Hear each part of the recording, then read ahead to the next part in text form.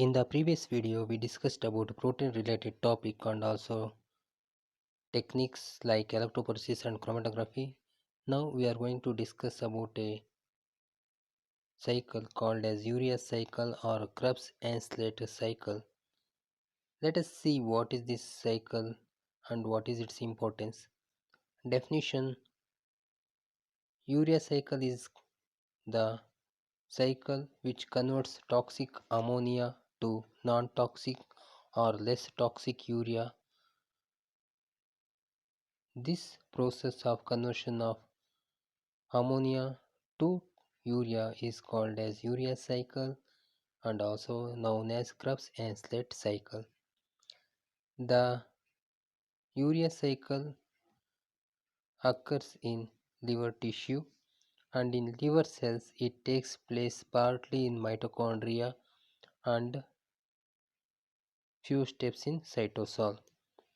So cytosol and mitochondrial part of the liver cells will perform urea cycle. Starting compound: in urea cycle the ammonia is converted to urea and ammonia combines with carbon dioxide. Hence, the starting compound is ammonia and carbon dioxide. This ammonia and carbon dioxide, from where they come from and what is the fate of this ammonia, it is converted to urea. So, the source of ammonia, let us see, it is obtained from amino acids and other nitrogenous substances or biomolecules. Majority are from amino acids. So we have discussed amino acids chapter. Amino acids means having amino group. You can see blue or purple underlined NH2 group amino group and orange colored COH, that is carboxylic group. This amino group converted to ammonia and carboxyl group will undergo decarboxylation to form carbon dioxide, whereas amino group is converted to ammonia by transdeamination and deamination process, and hence the ammonia obtained from amino acids and other nitrogenous substances like nucleic acids and also carbon dioxide obtained from amino acids and other sources are used for conversion to urea. These compounds, ammonia and carbon dioxide, are toxic and dangerous for our health, and hence it has to be detoxified, and hence it is converted to urea. The end product is urea during the urea cycle process. So let us see or have a look at ammonia metabolism. Ammonia is constantly liberated in amino acid metabolism. Whenever an amino acid undergoes transamination, deamination, or decarboxylation process, then there is a lot of metabolic changes occurs, and ammonia is one of the product obtained from amino acid metabolism. Ammonia exists as ammonium ions at the physiological pH.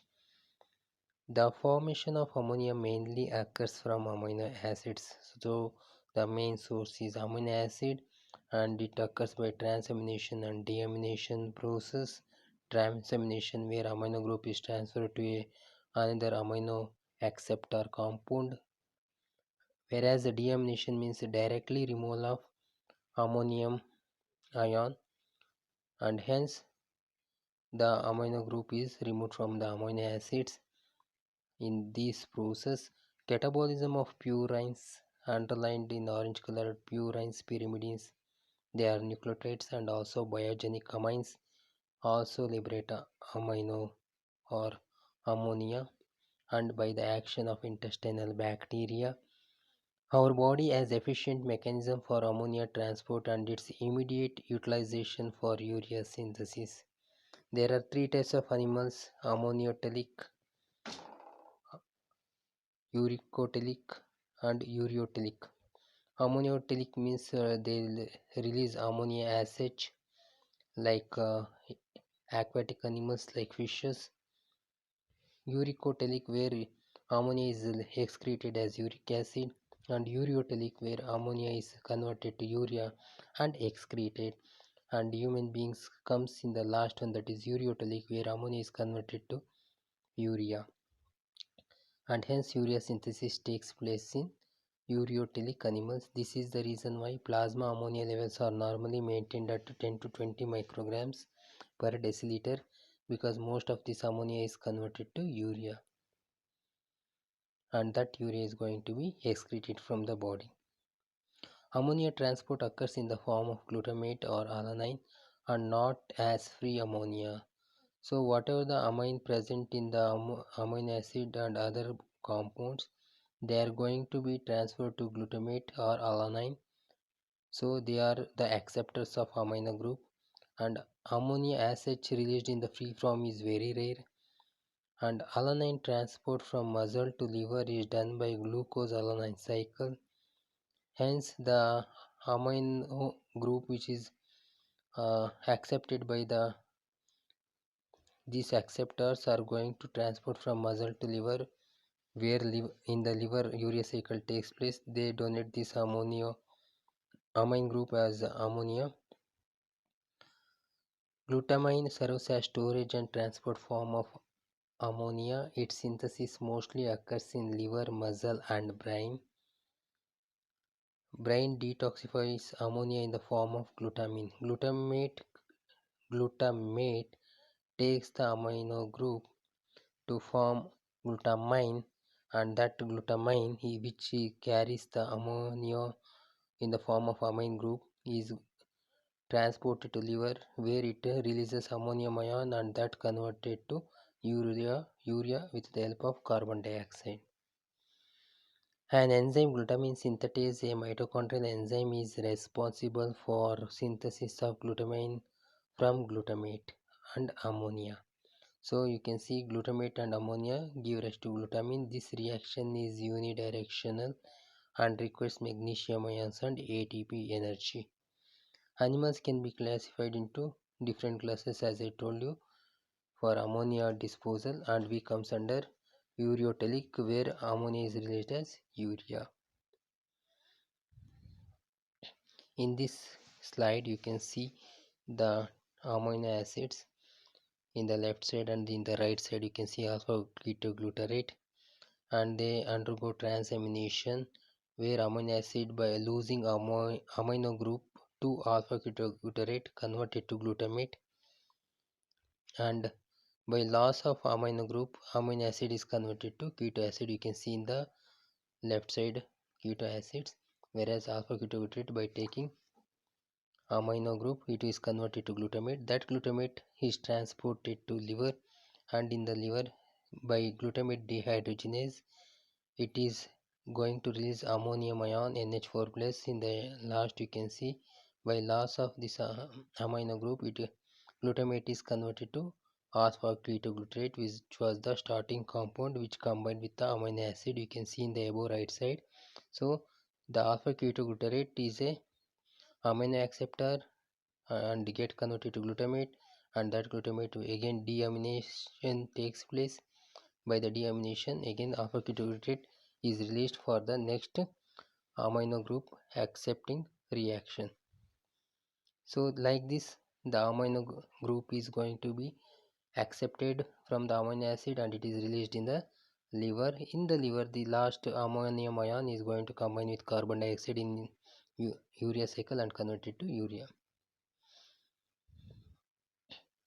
So this is about urea cycle introduction part. Coming to the pathway, this is a reaction pathway of urea where you can see several pathways are involved and also several enzymes. In this we are again going to make into steps, like first step synthesis of carbamyl phosphate.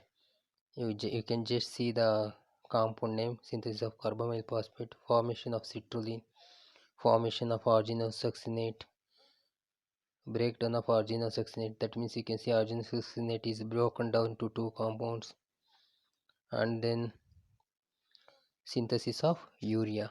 Like this you can make a heading of this cycle, and then you can go on recalling the steps. So let us see or begin with the first step. Carbon dioxide obtained from the decarboxylation and other process, and ammonium ion which is converted to ammonia by various amino containing compounds. This ammonia is going to be obtained. Both combine, carbon dioxide and ammonia. For condensation reaction of these two molecules, energy is required, that is obtained from the ATP, and they will get condensed or combined together to form carbamyl phosphate. You can see the name of the compound. First one is carb. The carb refers to the above. If you see CO2, that is carbon dioxide, hence it is carb, and NH3 means ammonia group, so amyl, so carbamyl. And in this process, you can see in the arrow mark ATP is involved, where it is released to 2 ADP plus Pi. That means one of the phosphate in this process is attached to this compound, hence phosphate is attached. Its name is phosphate, carbamyl phosphate. This process takes place with the help of enzyme carbamyl phosphate synthetase 1. This is the first step where carbamyl phosphate is synthesized by condensation of carbon dioxide and ammonia with the help of ATP. The next is carbamyl phosphate. This first step takes place in the cytosol region, rest of it will takes place in the mitochondria of the liver cells. The carbamyl phosphate is going to combine with ornithine. If you see the carbamyl phosphate in the middle, and next in the cycle you can see in the left side ornithine. The two arrow mark are combining or joining to form citrulline. Hence, carbamyl phosphate combines with ornithine to form citrulline in presence of enzyme ornithine transcarbamylase. This is about synthesis of citrulline. The citrulline is going to combine with the amino acid called as aspartate. You can see in the right side aspartate is combining with the process of urea cycle along with citrulline to form arginosuccinate. This step takes place with the help of energy ATP. It is converted to AMP plus Pi. Energy is released for the condensation of citrulline and aspartate. You should know one thing, that whenever two compounds are going to combine, energy is required for that process. Usually energy molecules such as ATP is used, and this reaction takes place with the help of arginosuccinate synthase. Hence arginosuccinate that is obtained with condensation of citrulline and aspartate is going to follow further step. The arginosuccinate is converted to arginine by cleavage or breakdown process. The arginosuccinate breaks by the help of arginosuccinate lyase with release of two compounds. One is arginine, you can see in the cycle pathway, and another one is fumarate. These two products are obtained from the breakdown. The arginine is going to convert it to ornithine. During this process, water is combined, and that is going to release the urea molecule from the arginine substance. Urea is released along with the resynthesis of ornithine, which is utilized for the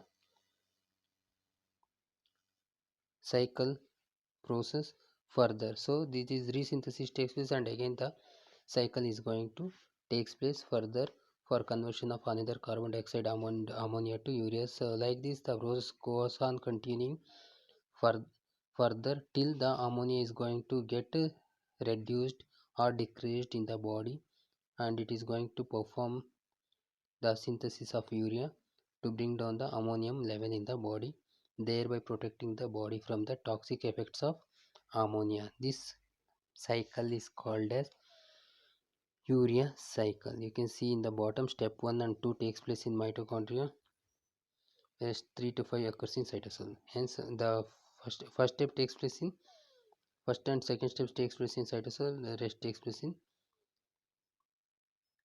first and second takes place in mitochondria, and rest takes place in cytosol.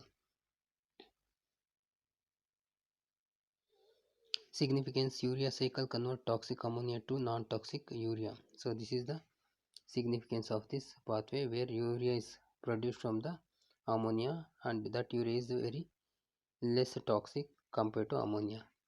Thank you.